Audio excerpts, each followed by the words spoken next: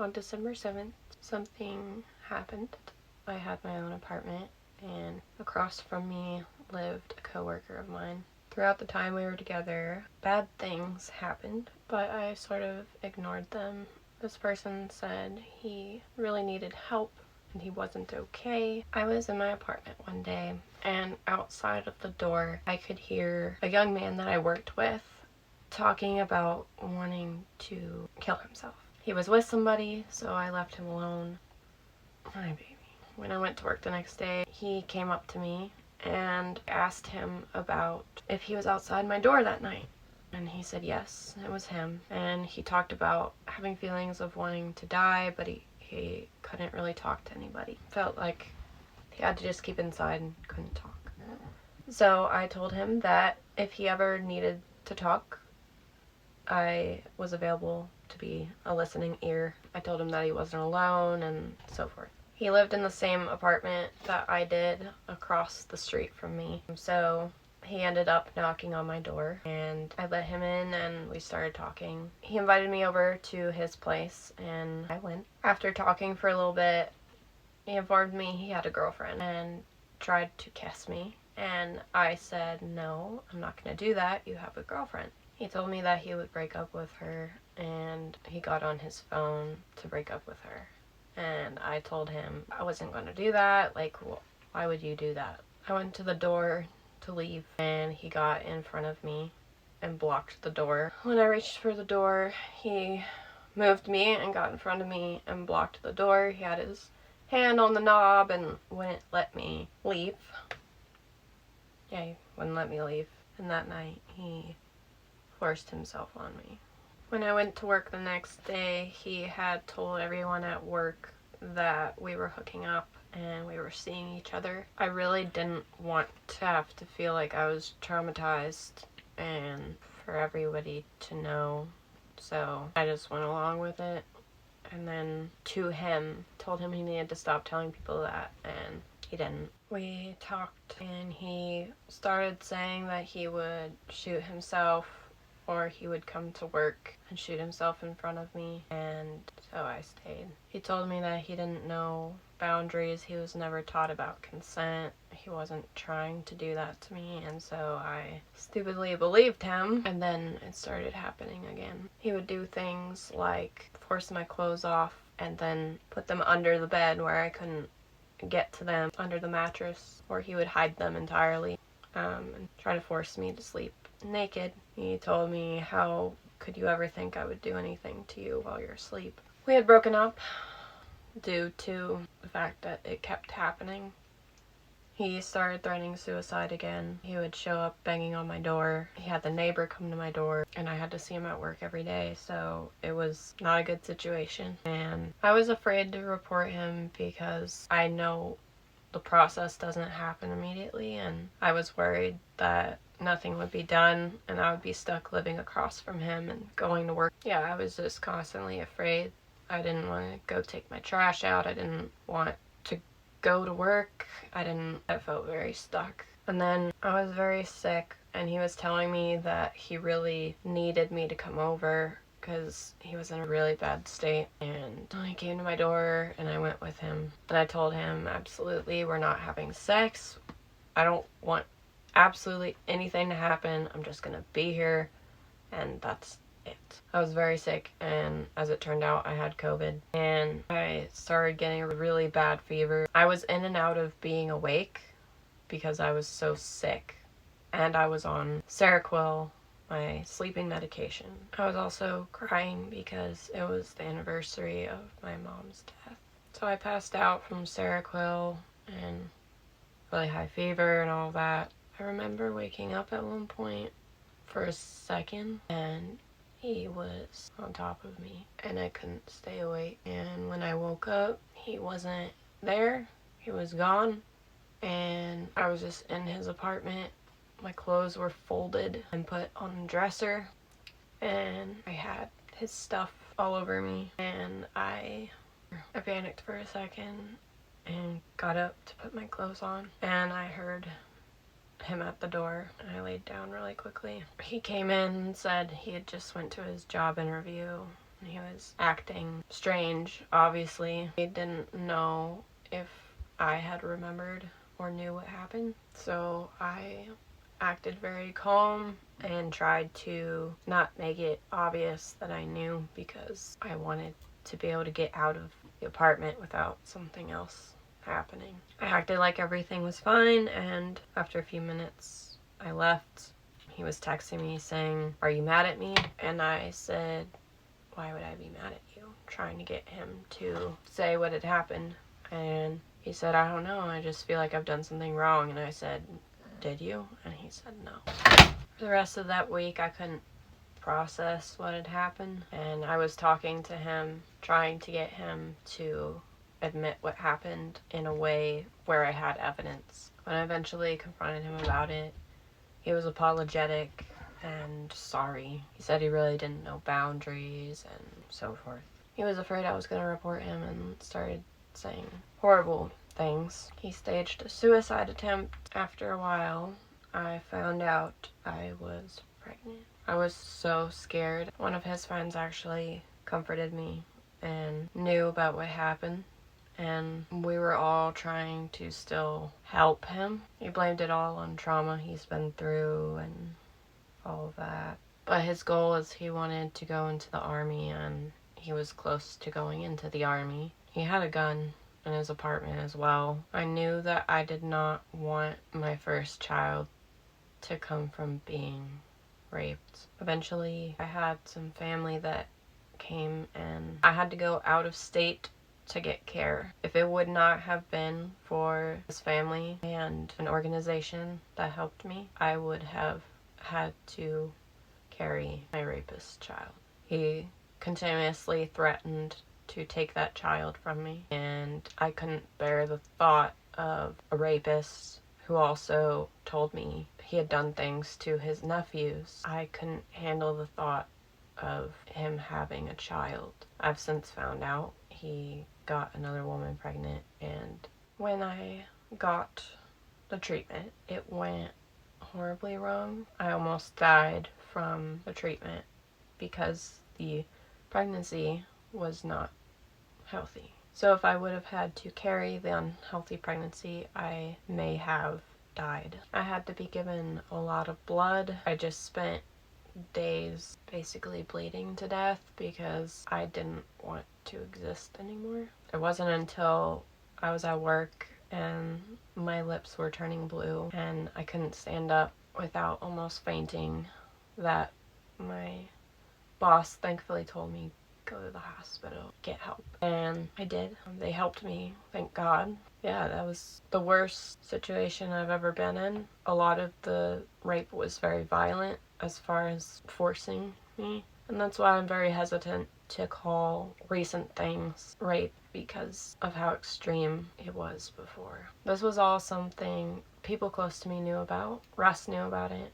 He had to comfort me many times because of it. I have a lot of trauma about I can't sleep in the same bed with somebody for the rest of the night, like for a full night, because of that fear. That's why when Russ woke me up one night, kept telling me to touch him and put my hands on his chest, trying to make me touch him, and I kept saying no. I started crying, and he stopped, and he was freaking out, like I explained to him, and he seemed very genuine and apologetic. We had a really good conversation about consent, about like why this can't happen again, and so I didn't think it would ever happen again. So what happened the night he got arrested was different. We had a big fight, which was largely about sexual assaults. When he thought the argument was resolved, he came over to me and said, "Can I sit here?" And I said, "No." He said, "Can I touch you?"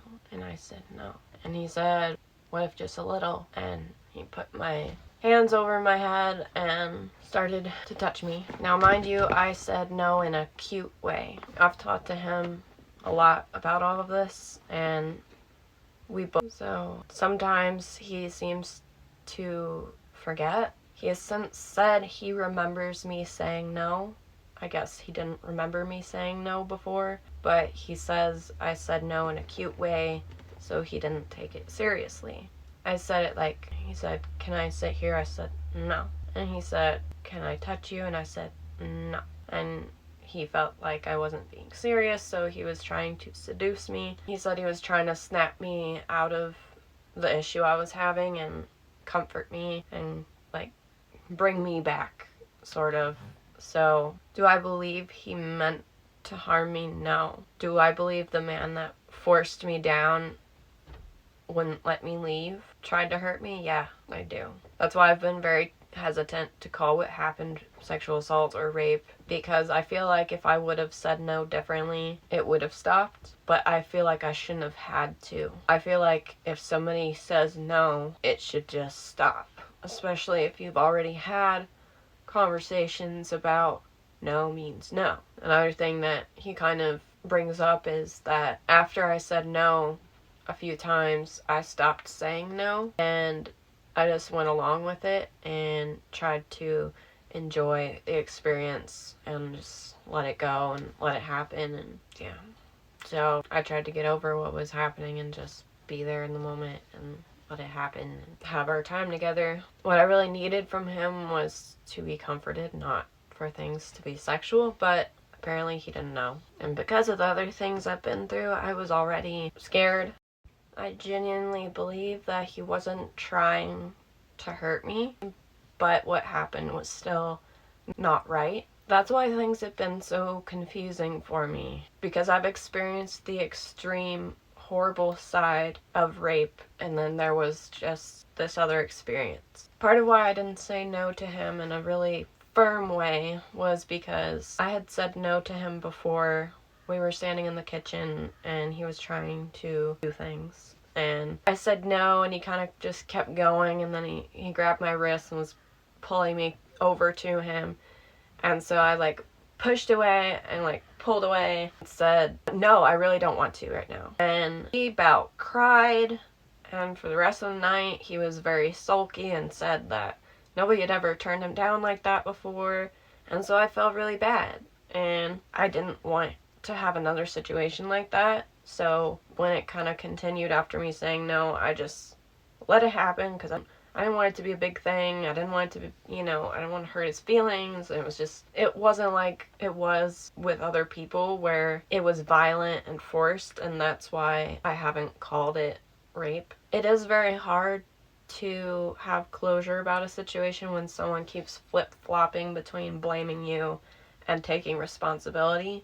He has taken responsibility several times, but then he kind of flip-flops back to, well, you said no in a cute way, and of course people are upset that I recorded him, but I recorded him when I didn't feel safe, when I was scared. And there are many reasons why I had been scared multiple times, and me and him have talked about that. I'm not going to air all that out, but one of the main ones being when you have an argument and you talk about leaving, and then after the argument somebody says, I had an intrusive thought about killing you and burying you in the yard, after they had asked for their gun during the argument, the gun that you hid. There was more than just that. It was many things that me and him have talked about, and he seems to understand why things happened the way they did, why I felt like I had to have somebody I was talking to and recording and all these things. So it's very back and forth. We both have a lot of mental issues, so some days are different than others, but I hold on to the fact that he has taken some responsibility. He does understand some things, and he now understands that no absolutely means, no matter how it's said, it means no. This is part of why when the DA said I didn't say no enough, that it was so triggering, was because of the past experiences I've had. It doesn't matter how many times you say no. There should only have to be one time. And healthcare should be a human right. Healthcare is a human right. We're living in a very scary time, but as I've heard it said, time doesn't stop now. History is still being made, and we are the ones who have to make history. This may be an uphill battle, what we're about to experience, but we are still moving forward. I'm addressing all of this because somebody who is just the lowest of the low, disgusting, poor excuse of a human being has been spreading the video of what happened to me. I'd say most women have experienced sexual assault more than once, and oftentimes it was by a partner, and oftentimes we let it go. One of the things that makes us good people is our ability to learn and change when we've done something wrong and take responsibility moving forward not to do it again. Now, some things are just completely unforgivable. Now, I'm getting really emotional right now because my sister-in-law just called me in the middle of filming and gave me the news that they're now legalizing abortion in Missouri in December, which was when what happened to me happened. So, that's pretty cool. That was the state I was in when this happened. So even though we've taken a step back, it looks like there's still hope. This has been a very confusing and sad time, and for the lowest of low people on earth to take something horrible that happened to me years ago and use it to hurt me now, or that's just crazy. I'm really thankful for the people in my life that I have that have been extremely supportive. I wouldn't have been able to get through all of this if it wasn't for the amazing people in my life. You know, there have been a lot of times where I didn't even want to keep going, and knowing I had people that cared and supported and let me go through the emotions has been amazing. Yeah. So while I continue to navigate this sort of very difficult thing happening, let's hold ourselves accountable. Let's hold each other accountable. You are the actions you take. Nobody's perfect. People are going to make mistakes. That doesn't make them bad people. But some decisions you make should define you for the rest of your life. There's also a generational difference as well. For anybody who has gone through sexual assault, for anybody who has had to carry their rapist child, for anybody who has nearly died from giving birth, for those who have nearly died from carrying, for those who aren't brave enough to speak against the people that have hurt them, and for those who have spoken up and weren't believed or were told it was their fault, and for everyone who has a right to their body, which is everyone. Life is worth living. The struggles you're facing now, or the struggles you have faced, they're not going to define you for the rest of your life. It wasn't your fault. You are stronger than the things that hurt you. And we are more than victims. We are survivors. You may feel like you're completely alone, like nobody understands what you're going through. I promise you somebody out there understands, and somebody will listen. If you guys ever need a safe space to vent, I do have a group on Facebook. It's called Sincerely Worlds Away. You can post there anonymously or under your name. We even have a chat group. If you need someone to talk to, or you just need to vent, there are always people there that are supporting and amazing. And obviously we're not professional psychiatrists, we're not a therapist, but you always have a voice. And if groups aren't your thing, just reach out. You can be whoever you want to be. You don't have to let these things define you, but the things we've been through, if we choose to, we can help others. And go out there and do good things. And with that, I gotta go. We are the future, and the future is bright.